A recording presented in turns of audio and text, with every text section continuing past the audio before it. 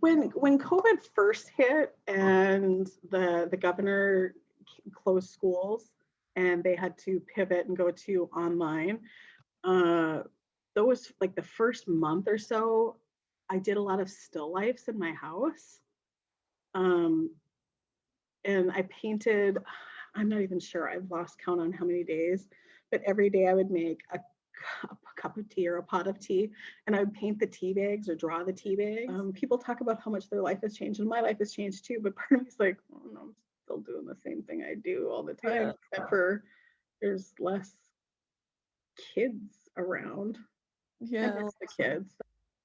Are very few of the, I call them warm fuzzies, where you have that moment where it clicks with a kid and they're like, oh, and they make the connection. And I'm not seeing that because they're on the other side of a computer screen. And I've had a few things where I work with the most amazing teachers, and I've voiced to a few of them that I'm missing the kids. I'm not gonna get emotional.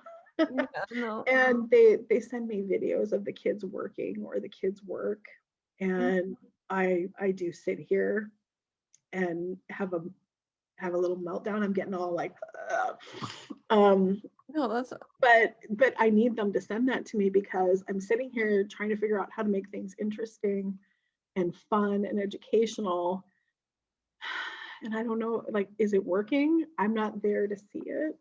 So it And towards the end of the summer, I worked with the provost office and the safety office and the Unity facilities, and we managed to be able to offer some in-person classes.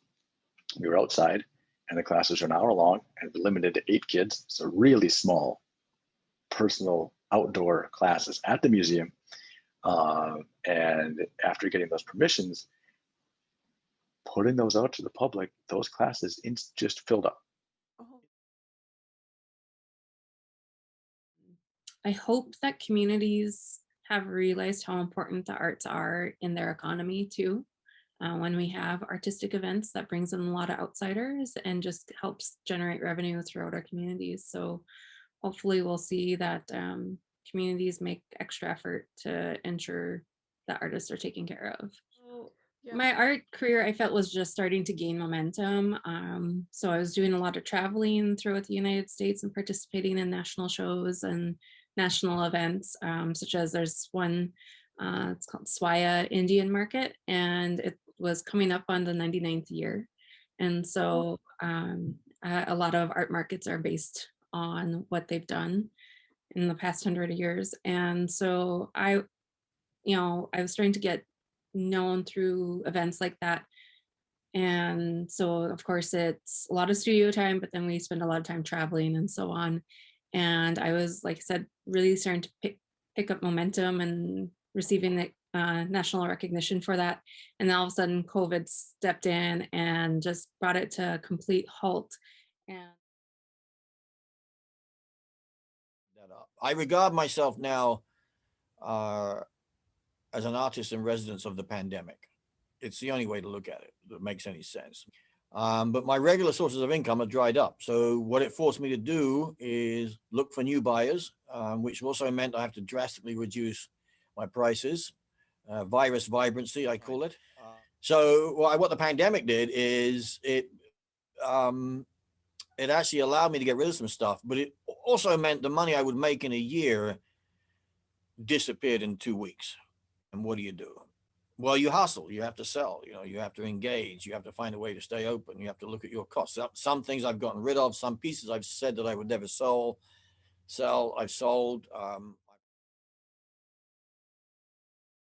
And then in March, when things got, scary, they're just socially, culturally, it seemed a time of, great angst, fear, anxiety, isolation. I was working on these pieces, and this is the order in which they were made. And this one was called Adjustment Disorder, because it was about women, especially women my age who are older and retired, trying to navigate the real world and the virtual world. So she has one foot in each. And in the later spring, she's called A Little Bit of Hope, and things seem to be getting better.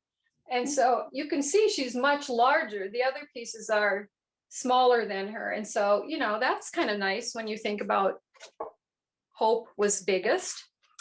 And so these pieces really very much were influenced by the pandemic.